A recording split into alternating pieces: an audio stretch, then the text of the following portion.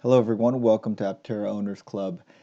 The Aptera Ambassadors meeting from today had a question and answer session with Chris Anthony, and there's a lot of good information. So I'm piecing together clips from that portion for this video. And I apologize that the video quality is going to be pretty bad on this because it's a screen grab of the Zoom meeting, and the window where Chris Anthony and Sarah Hardwick are is a very small window, and I'm gonna just blow that up, so it'll be really grainy. But the audio should be good, and that's where the information is. I'm glad you guys, I'm glad everybody got to meet Vidar and Dwayne. Vidar is doing some amazing stuff for us up in our newly anointed shop up in Carlsbad. It's part of our new 100,000 square foot effort up there, but it gets us really going on betas, and hopefully things will come together nicely towards the end of the year. But as you can see, there's a lot going on in a lot of different places right now. We've got our new big building that's coming together. They just finished demo and they're starting construction on the big 80,000 square foot. And we're working on another 15,000 square foot that's like 200 yards away from that. And then Vidar's in a third facility, which is kind of a temporary facility, but I think that's like 17,000 square feet. So we're doing composite work and obviously the beta assembly work and possibly some solar and battery pack work there too. And then we're in our office down south in Sorrento Valley, which is another 8,000 square feet, which has been too cramped for comfort over the last couple months. So it's nice to be able to spread our wings. So thanks for the update, Vidar. And Dwayne is doing some amazing things for us on the legislative front. And guys, please don't underestimate the power of non-dilutive funding and the things that Dwayne is working on for us. That ATVM loan could be an amazing thing for Aptera, and to have the legislation to change the acceptance threshold for those types of programs is really awesome for us. There's $17 billion in that program. So, we just need a fraction of that. So thanks, Dwayne, for the update and for all your hard work and what you do. But happy to open it up for questions. Any other things you guys feel I might need to address? Yeah, we have a heat pump strategy, but everyone is telling us that the heat pump development programs are lengthy in the 2+ year range. So it doesn't really fit with our timing. We're trying to work with vendors on a resistive heat for now, and some other additive cooling programs, like cooling through our seats instead of having to pump all that through the dash. We're trying to work with vendors that have both those technologies and heat pump technology so we can build into the future. But we don't have a current plan for heat pump just because the development timing just takes too darn long, unfortunately. Much like Elon with the Cybertruck, we will have to have a mirror. Fortunately, we're in the motorcycle regime from a regulatory perspective, which means we need one side mirror that has to be 18 inches off center. It's an annoying provision because we have to have 10 square inches, 10 square extra inches on something as aerodynamic as the Aptera. Just sucks. We wish that the regulators would step up to the plate and be like Europe and Japan and just be accepting of, video to screen technologies for side view. It gives you better night vision. It gives you wider angles of view. There's so many good things that come from a digital system, but America hasn't caught up yet. So we will have to have a mirror on at least the driver's side of the Aptera. We've kind of shuffled that down the priority list because we have so many challenges to tackle as we approach production. But yeah, that's the basic answer. We will have to have at least one mirror. We have a couple of people asking, can we make the mirror removable? Is that an option? Unlike Elon, who can be bold enough now with his public statements, I think the answer is we will have at least one mirror on the driver's side of the vehicle to be compliant with FMVSS regulations. Okay, so it's pretty unfortunate that they're gonna have to put a mirror at least on one side. If they just put it on one side, it's gonna look a little weird and asymmetric. But if they put it on both sides, it makes the aerodynamics worse. I suspect from the way Chris said the last statement, that there is going to be some way to take the mirror off and maybe order the camera and the screen from Aptera and not have a mirror on one side. But however, it looks like the current statement is that it's going to be a mirror on one side and the camera on the other. So the next question was about whether or not there can be a Sentry mode or dash cam on the Aptera, and whether they are thinking about adding something like an MC4 plug to allow the use of external solar panels that could be plugged in to give additional solar charging. I can't say that we've talked about a Sentry mode yet, because another thing that's down on the priority list. You know, UI UX is much higher, and then the vision system in general is much higher. We have talked about kind of a 360 view, so you can see, you know, like parking situations, and those are just downward facing cameras, basically where the camera pods will be. But that will also give us the ability to kind of have a Sentry mode. You would at least know when somebody's in proximity of the vehicle, so you can start to record that stuff. I don't see it as a big technical hurdle once we have the vision systems in place to record it, but we haven't put any effort into that yet.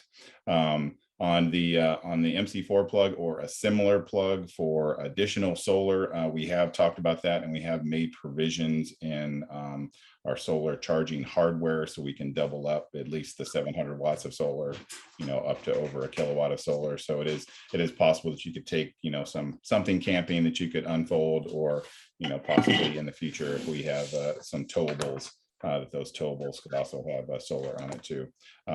But we haven't talked about, you know, what standard those plugs are, or we haven't gotten to that point yet. We've just built it into the hardware on the power conversion side to make sure that we have some extra headroom to take extra solar. It's also consideration because, you know, in a couple of years we may have solar panels that are 30% efficient versus the 24-25% efficient they are now, which means you're getting more power from your solar panels. So we want to make sure we have some headroom in there. But Anuj is doing some amazing things along with Alex, and you know, they're making some great progress on the solar side.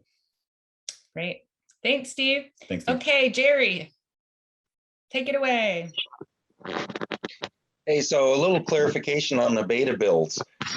Is each individual beta car going to have their own design for their own specific set of tests? In other words, are they each going to be unique for what they're testing? Yeah, but we may double up the testing on some of the beta vehicles. So like if a beta vehicle is set to be, you know, a suspension test vehicle, and it goes out and it does a month of testing on that, then it may become an HVAC testing vehicle, and then it may become a vision system testing vehicle. So we may get double and triple duty out of some of the vehicles. Probably depends on how far they have to be sent to get the testing. So, you know, if they go to Michigan and there's 3 different vendors in Michigan that are doing different tests, then, you know, may pull double, triple duty. Most of them will probably stay in San Diego, but several of them will be leaving San Diego to other parts of the world. And what about the wide variation in number of the beta builds between 6 and 12? Is that because some of the cars aren't complete cars? You know, we have this designation alpha, beta, gamma, delta. For us internally, it was a simple way to just break out the development process into different stages. It really is an analog to, you know, software development. But for us, what it means is how close to production intent is that variant of, you know, the development program. And basically when it's 100 or close, 98% production parts in the vehicle, then it's a delta. It's pretty close to production, right? So it's more a measure of how much production worthy content is in the vehicle versus what stage it is. So we've kind of not been using the stages as much in our planning, alpha, beta, gamma, delta. The beta, gamma, and deltas are kind of blending together because we've signed some really significant strategic supply agreements over the last couple months, and that has made, you know, the vision for all the production content much easier to kind of put together. So we may kind of mash all those together to where the beta just becomes a really long beta program until we start to build pre-production vehicles. But I don't want to promise anything on the nomenclature, but that's kind of the rationale behind why we're calling those things. And is there going to be a specific beta just for crash testing? Yes, several. Yeah. Thanks.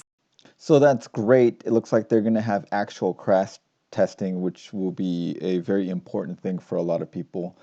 And so the next question is about how the solar panels are going, and the question we all want to know, when do we expect production vehicles? Anuj is making great progress on the solar side, along with our power conversion team. Looking out the window here, and I see several new big ovens and big roof solar panels that we're kind of jumping over to get around the shop. So I think we've gotten to the point where we're starting to durability test some of our solar panel assemblies. So we kind of are starting to put some teeth behind what the production solar panel looks like, and how heavy it is, how thick it is, what sort of resistance to hail and the elements and just time is. So we're getting very close to a production intent solar device. On the production front, we are pushing to start production in the later part of 2022. We would love to see that accelerated, but signing significant strategic supply agreements during COVID has been it's been difficult. Chris can't hop on a plane and go shake hands in other countries now, so it's been really difficult to bring those things together. And I think what should have been a couple month progress plan has turned into like a 6-month plan to get those people lined up. But I think we've made great progress over the last couple months, and those agreements have started to come together. So I think that positions us well to then have kind of a 6-month development plan that gets us into production later in 2022. So Chris is saying production is going to start later in 2022. Knowing how no timeline is ever early or ever on time for anything like building a house or starting a company or delivering a vehicle, I suspect this means that actual production will be really late 2022 or possibly early 2023. And that's the Paradigm edition. And so full ramp up, I don't think is going to be until mid to late 2023, unfortunately.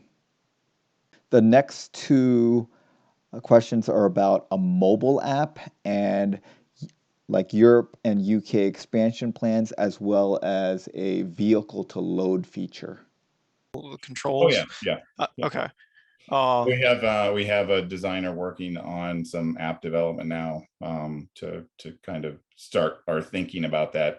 It is pretty low on our priority list, but we did engage a couple months ago to start developing that. And I think we're lucky that because we have some good examples out there in the industry to follow. People have got kind of used to these apps and what they want from them, and especially on the Tesla front. I mean, I like my Tesla app. It works great. I can do almost anything with my vehicle from a distance. So yeah, the UK and many parts of Europe are relatively easy in the beginning because they have these minimum thresholds where you can ship 1,000, 1,500 vehicles to a particular country and not have to be, compliant with all the kind of automotive standards. So in the beginning, it's relatively easy. As we grow our brands in different parts of Europe and Germany, it will become more difficult as we ship, thousands of vehicles. But initially, the hurdles aren't too hard to just get vehicles over to you in the UK and Norway and Germany and Spain. So hopefully that won't be a large impediment early in production. We have not really discussed any presence in Europe yet. It's another one of those things that's way down the priority list. We have, over 15,000 people that need their Apteras now. So, we don't need to boost sales because we're already, so backlogged and just being able to deliver the 15,000 vehicles that we have in order. On the Powerwall side, we do hope to be able to grid tie or local grid tie or house tie the vehicle at some point. We don't know how we're going to do that yet, though. There are many kind of options on the table. There is a J1772 standard to be able to grid tie or home tie, but nobody seems to be using it yet. So, we have to kind of wait to see if more people adopt that standard, so it makes for an easy plug. Or we also have, kind of a simple DC link where you could link 48 volts from the Aptera back to a 48 volt power wall system at your house. And then that would make for kind of easy power transfer. But we do really like the idea of being able to use the excess power generation of the Aptera to either power your home or do things like SETI research or DNA sequencing, or there's a whole host of things that you can do with the compute power on the Aptera to use that extra energy. What you don't want to do is just waste it, because the solar panels actually turn into resistors if you're not using the power out of them. So we want to use the power for something. So we are exploring all alternatives there. We think that aerodynamics, a lightweight, efficient powertrain, solar power is extensible to almost any vehicle segment you can imagine. So, we certainly have machinations on bigger versions of the Aptera, ones that are more capable, have some more utility. Things that can seat 5 passengers. You can have more camping and adventure utility out of it, and possibly something that aligns well with package delivery. So pretty much anything that has more cargo space means that you can shove packages in them. We think that one big impediment to electric vehicle adoption for commercial applications is you not only have to adopt the electric vehicle, you also have to adopt the charging infrastructure. So with Aptera, if you could get 60, 80 miles a day of solar charge range into a bigger Aptera device, then we could sell into applications where they're like, great, we don't have to pay for fuel, we don't have to pay for the charging infrastructure, and we can still deliver all of our Amazon or Uber Eats or whatever types of things that you want to deliver. We're excited to share more. A lot of the bigger questions that you guys probably have on the technical side, we've been aloof about, because until we lock down supply on certain components, it's just hard to answer questions. Specificity on initial battery pack stuff, even the solar capabilities, how those production solar panels come together will in the end give us a solar capability number. Basically, the more protected the solar panels are, the less power they produce, unfortunately. So the more robust Nuge is making these panels, sometimes the power goes down and there's a cost hit. So we're trying to balance all those things in supply chain. And obviously we've been making some tremendous progress just on the design side, which makes the vehicle more capable, safer, performs better.